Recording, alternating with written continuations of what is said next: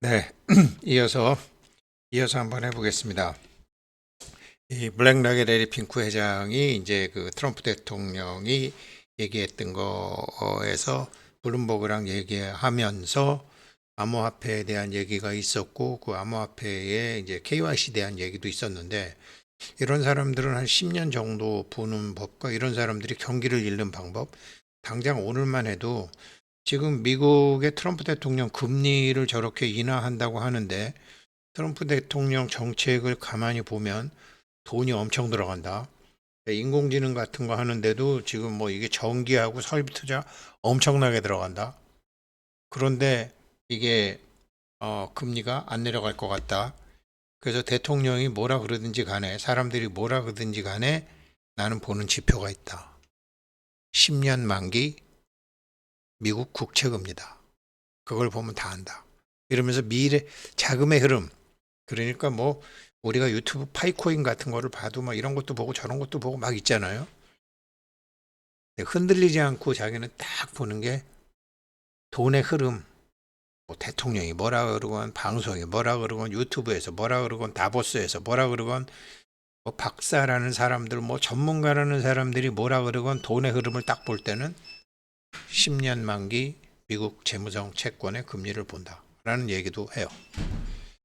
그러면서 그렇게 되면 전기 같은 거 말씀드렸잖아요. 나도 전 세계 GDP의 10%에 해당하는 지금 돈을 관리하고 있는 나도 못한다. 이 전기 사업이라는 거는 국가가 하든지 안 그러면 여러 군데가 막 합쳐서 해야 되는 것이다. 어마무시한 돈이 들어가는 거다. 그러면 어떻게 되겠느냐? 인플레이션이 온다. 화폐 가치는 떨어진다. 근데 내가 암호화폐를 가만히 보니까 암호화폐는 두려움의 화폐고 인공지능의 화폐더라. 이런 말을 해요. 두려움의 화폐라는 말은 무슨 말인지 금세 알겠어. 근데 인공지능의 화폐라는 말은 깊이 생각할 필요가 있는 말이더라고요. 그 니콜라스 부부가 많이 쓰는 그 카운터 인투이티브, 역직관, 반직관도 굉장히 깊이 있는 말이거든요. 출발점에서 목적지를, 그러니까 제가 어제 그 성공하는 사람들의 7가지 영적 법칙, 그러니까 영적 법칙, 영이라 그러면 스피릿이거든요. 스피릿. 마음이라 그러면 마음인데, 그러니까 세상을 보는 방법은 크게 2가지 방법이 있죠. 정신으로 보는 게 있고 영적으로 보는 게 있죠. 그래서 영안이 열렸다 그러는데, 정신으로 보는 거는 그냥 학문의 힘이라든지 어떤 지식의 힘이라든지 경험의 힘으로 보는 것이고, 영적으로 보는 거는 시작점에서 목적지를 보는 게 아니라 목적지에서 시작점을 보는 거죠. 전혀 다른 거죠. 그래서 니콜라스 부부들이 얘기하는 카운터 인투이티브는 어떤 의미냐면, 지금 앞으로 10년, 20년을 보는 게 아니라 20년, 30년 후에서 지금을 보는 거죠. 그게 카운터 인투이티브거든요. 니콜라스 부부가 얘기하는 거. 인공지능의 화폐다. 자, 이제 트럼프 대통령이 지금 처음으로 한 게 5천억 불. 그렇게 제가 말씀드렸던 그 마사이 손정희, 그 다음에 오러클, 샘 올트먼, 이런 사람들을 불러줘. 일단 5천억 불로 10만 명 일자리를 만드는 그런 인공지능 사업을 한다. 그런 걸 보고서 이 사람이 그 전기 무지무지하게 드는 거다. 근데 전기 무지무지하게 됐는데 그걸 누가 투자할 거냐? 바이든 때는 재생에너지 한다 그랬다. 원자력은 가급적 안 한다 그랬다. 원자력 발전소 지으려면 시간 오래 걸린다. 이런 얘기가 쭉 나온 거예요. 그래서 인공지능 시대의 화폐라는 거죠. 인공지능 시대의 화폐. 그리고 두려움의 화폐라는 건 뭐냐? 그거 이제 설명드릴게요. 그래서 이 사람이 이런 사람들이 이제 인터뷰 같은데 나와서 얘기할 때는 사람들이 알아들을 수 있는 수준에서 얘기하잖아요. 사람들이 알아들을 수 있는 수준에서. 사람들이 알아들을 수 있는 수준에서 얘기하다가 보니까 좀 몇 번을 생각을 해봐야 되는데, 이 사람이 생각하는 암호화폐, 왜 비트코인을 현물 ETF를 신청을 해가지고 이렇게 하게 됐는지를 얘기하는데, 이거 암호화폐는 두려움의 화폐구나. 그리고 암호화폐는 인공지능의 화폐네. 인공지능 시대의 화폐네. 인공지능 시대의 화폐라 그러면 전기를 많이 먹는 암호화폐는 안 돼요. 그리고 KYC가 안 된 암호화폐는 안 돼요. 그리고 두려움의 화폐가 돼서는 안 돼요. 전기를 많이 먹어도 안 되고, 두려움의 화폐가 돼서도 안 되고, 그리고 진짜 사람에 의해서 확인되는 KYC가 확인되는 화폐를 해야 돼요. 이 사람은 파이코인 몰라요. 그러나 이 사람이 생각하는 암호화폐는 파이코인이에요. 그래서 제가 야, 이거 재밌다. 그래서 이제 말씀드린 건데, 여기 이거거든요. 그러니까 지금 여기서 이 사람 이름이 블랙락이라고요. 블랙락이라는 이런 투자 회사를 만든 거는 희망 때문에 만들었다. 어떤 희망? 미국은 우리나라도 뭐 국민연금, 뭐 공무원연금, 군인연금, 뭐 교원연금, 그다음에 여러 가지 뭐 또 그냥 이렇게 뭐 보험회사 연금 많이 들잖아요. 퇴직연금 이런 거 많이 하잖아요. 그 블랙락이 세계 GDP의 10%를 관리하고 있는데, 관리하는 돈이 다 은퇴 저축 연금 돈이다. 장기 투자하는 돈이다. 장기 투자하는 돈은 자기 퇴직 후 20대에 회사 취직하면 60대 넘어서 받잖아요. 30년, 40년 넘어서 받잖아요. 왜 30년, 40년 넘어서 그렇게 투자를 하죠? 직장 생활을 한 30년 하고 은퇴하고 난 다음에 40년을 더 살아야 되니까. 그러니까 30년이나 40년 뒤에가 걱정이 돼서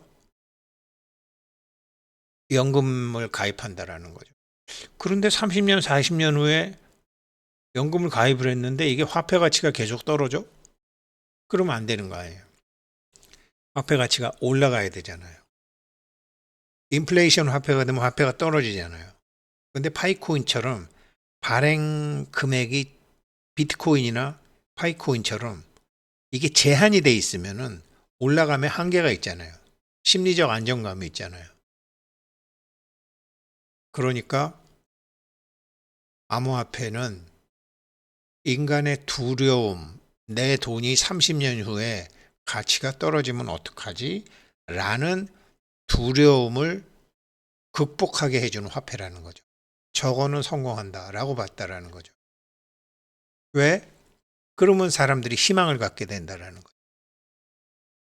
그러니까 사람들이 은행에다가 돈을 맡기다가 은행에다가 맡기면 자꾸 돈을 찍어내서 화폐 가치가 떨어지니까 자기네들한테 투자를 한다라는 거죠.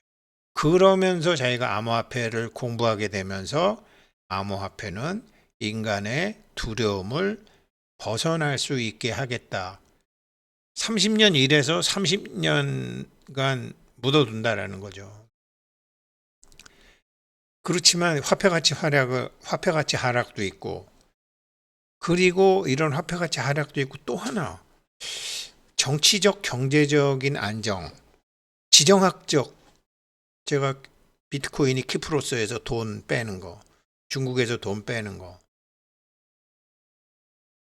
이런 지정학적인 두려움도 있다라는 거죠. 어차피 한국 사람들이야, 대부분 사람들이야, 삼면이 바다로 막혀 있고 북쪽은 휴전선으로 막혀 있으니까 우리는 섬이잖아요.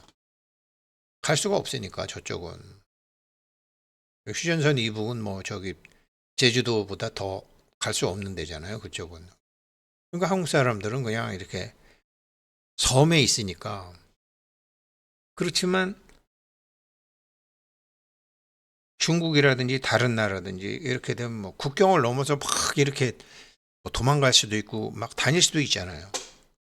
그런데 자기 몸은 그렇게 다닐 수 있는데 돈은 그렇게 못 다녔다고요. 그런 지리적 위치에 대한 두려움이 있었단 말이죠. 화폐가 다르니까. 그런데 암호화폐를 가만히 보니까 야 이거 봐라. 가치 하락의 두려움도 극복할 수 있고 이거 지리적 한계라는 것도 극복할 수 있네. 이렇게 봤다라는 거야. 이 돈귀신이 이 대표적인 돈귀신이 이거 성공하겠네 이러면서 했다라는 거예요. 야, 여기까지는 파이코인도 갔잖아요. 앵글이 갔죠. 그래가지고 그러면서 이제 그런 거를 자기네들이 이제 주식에도 넣고 뭐 이렇게 한다. 그러니까 암호화폐에도 포트폴리오 자기네 펀드 포트폴리오에 비트코인이 뭐 2%를 할지 3%를 할지 4%를 할지 모르겠지만 비트코인도 50만 개, 60만 개, 70만 개까지 포트폴리오에 편입할 수도 있다. 이래서 이제 비트코인이 뭐 몇십만 불 간다라는 얘기가 오늘 신문에도 나오더라고. 그렇지만 자기 비트코인 홍보하는 건 아니다. 그러면서 무슨 얘기를 하냐면 지금 인공지능이 이제는 뭐 인공지능 다 쓰니까 이제 앞으로 다 쓰니까 범용이잖아요. 일반적으로 다 쓰게 된다 인터넷처럼. 그러니까 종이 시대에서 인터넷 시대로 갔다가 인터넷 시대에서 SNS 뭐 유튜브나 카카오톡이나 이런 시대로 지금 오면서 모든 것이 바뀌고 있잖아요. 범용화된 거죠. 옛날에 신문이 범용화였고 옛날에 인터넷이 범용화였는데 지금은 모바일이 범용화됐다라는 거죠. 그러니까 인공지능하고 블록체인이 특수한 게 아니라는 거죠, 이제는. 그러면 모바일에서 블록체인으로 코인 채굴하는 파이코인은 블록체인과 AI랑 다 통섭하는 거라.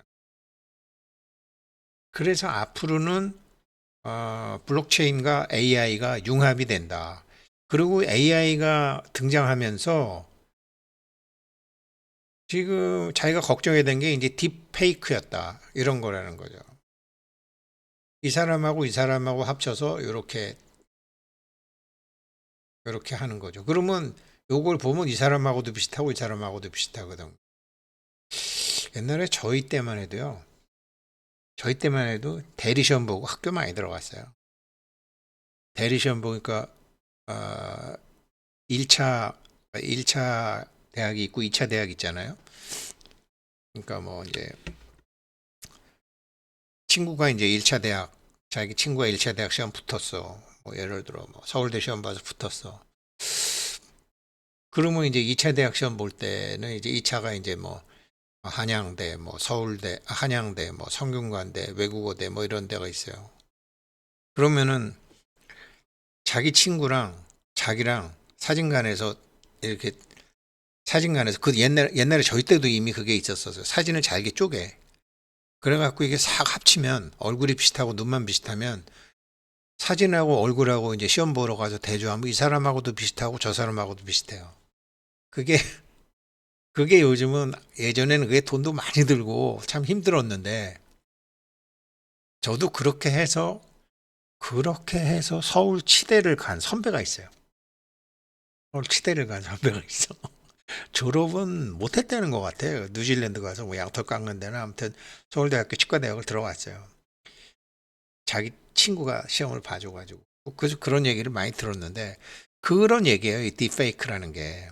이런 식으로 해서 이게 블록체인하고 AI가 융합이 되니까 이게 이게 사람 얼굴 조작도 가능하고 뭐 다 이렇게 되는 거예요. 이게 KYC랑 직접적이랑 관련이 있는 거예요.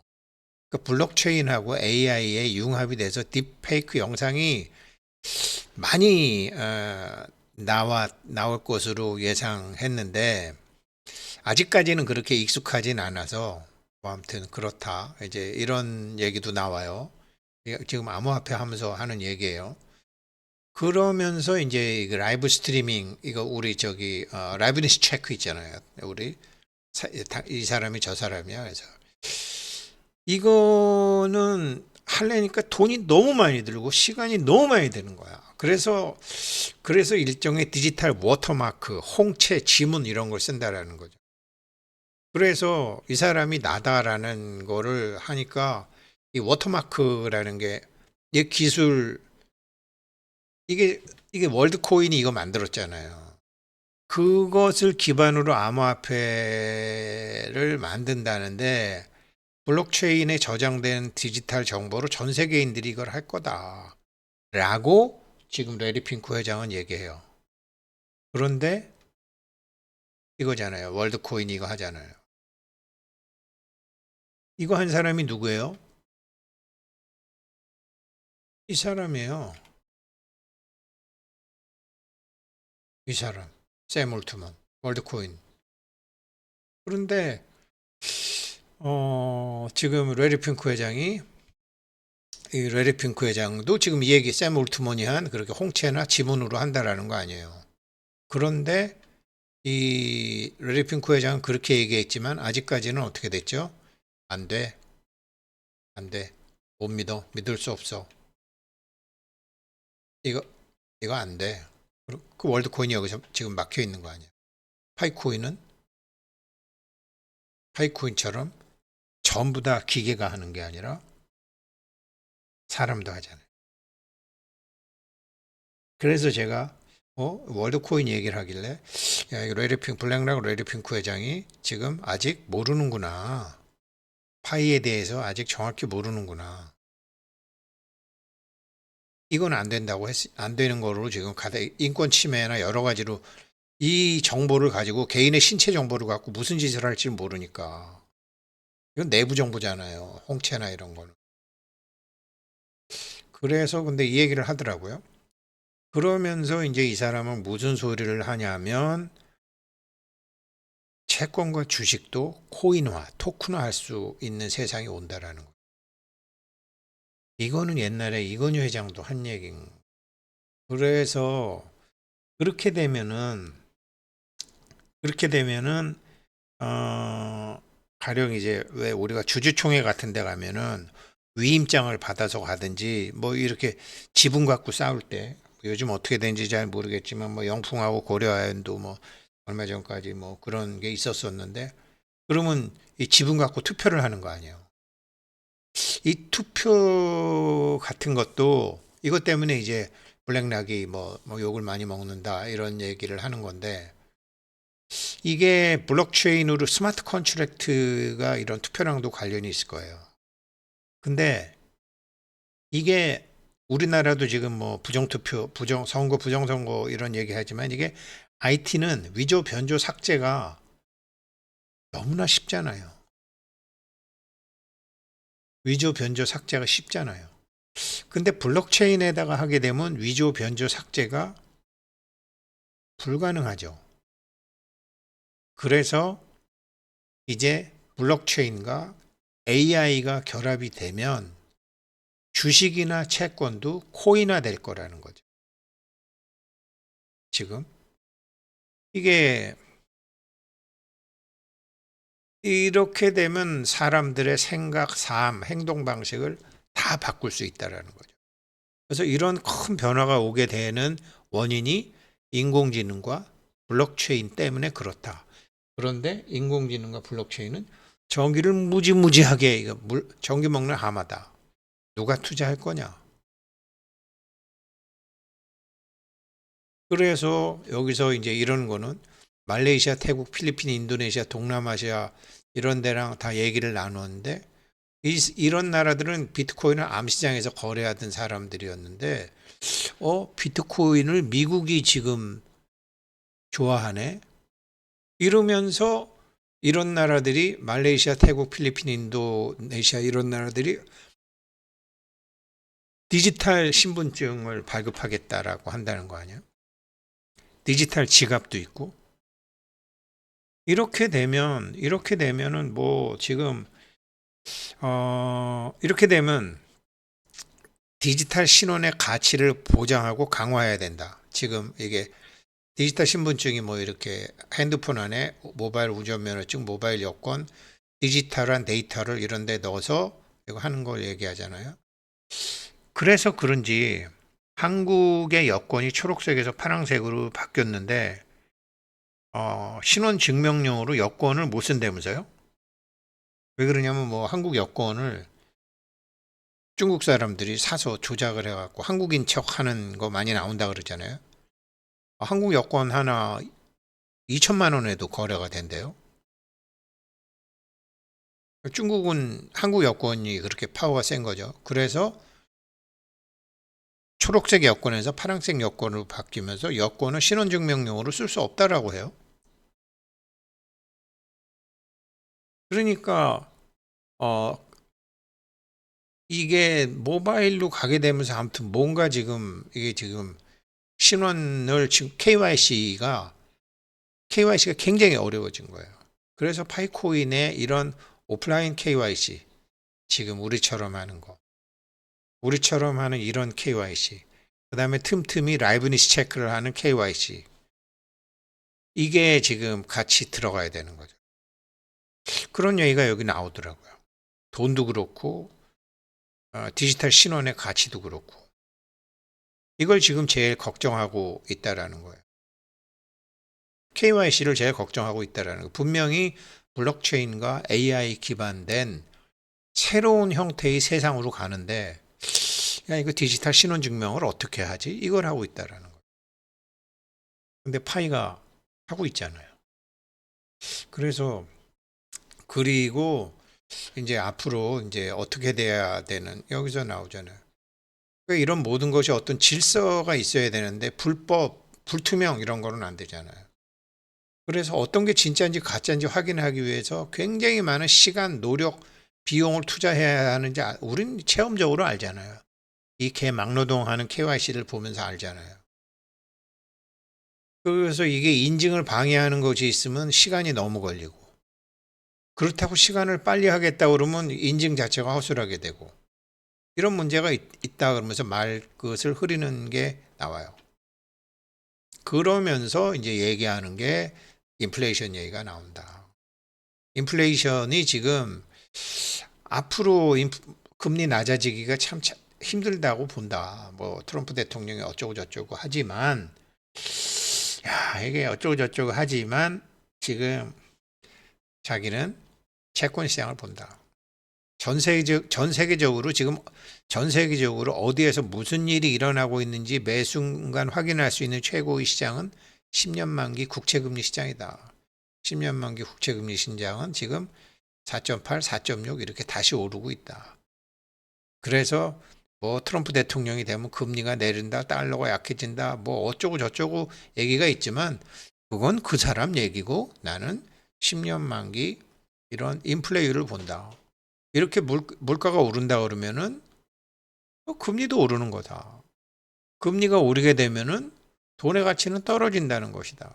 그러면 법정화폐보다 암호화폐를 좋아하는 사람이 생길 수밖에 없다. 지금 이 얘기예요.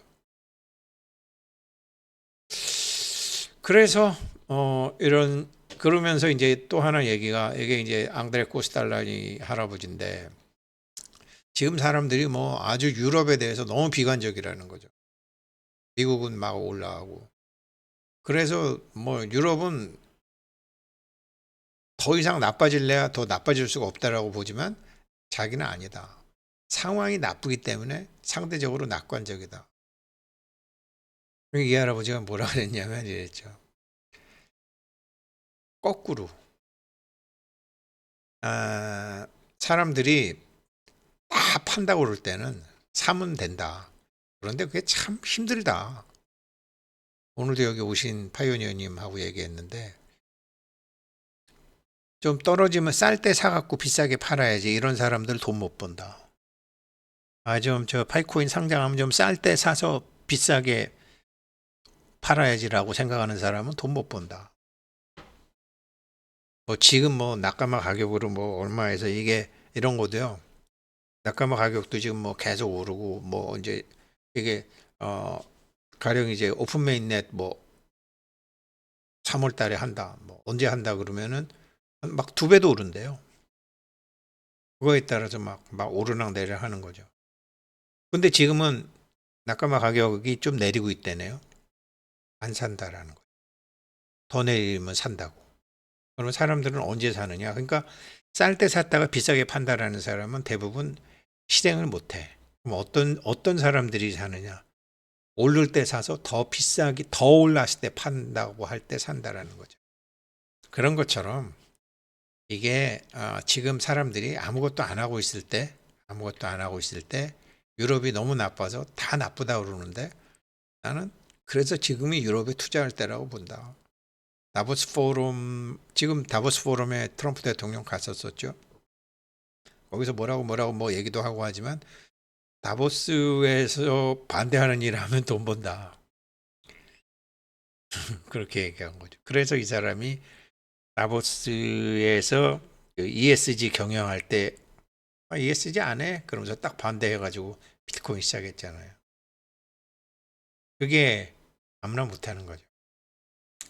그래서 이런 이제 투자에 돈 귀신 다운 얘기를 이 사람이 암호화폐하고 특히 KYC 정책, 금리 뭐 이런 걸 쭉 얘기하면서 이 사람이 파이코인을 모르나 보다. 그런데 앞으로 블록체인과 인공지능이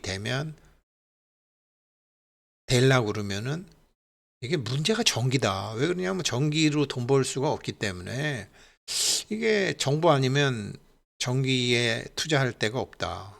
그럼 하이퍼스케일러가 굉장히 중요한데 그거 할 데도 없고. 그러니까 블록체인하고 인공지능 합 블록체인하고 인공지능 시대 합쳐서 인플레이션도 되고 그러니까 암호화폐가 될 거다. 근데 암호화폐가 이게 KYC 문제가 좀 남아 있고 인플레이션 문제가 있고 여러 가지 이제 이런 얘기를 이렇게 막 하는 거예요. 그런데 이 사람이 걱정하는 모든 문제를 다 하고 있는 데가 파이코인이더라니까요. 제가 말씀드렸잖아요. 그게 카운터 인투이티브라고. 지금 여기서 10년 후를 보는 게 아니라 10년 후에 가서 지금을 보는 게 카운터 인투이티브라고. 그러니 뭐 파이코인 대박 날걸요. 지켜보시죠. 감사합니다.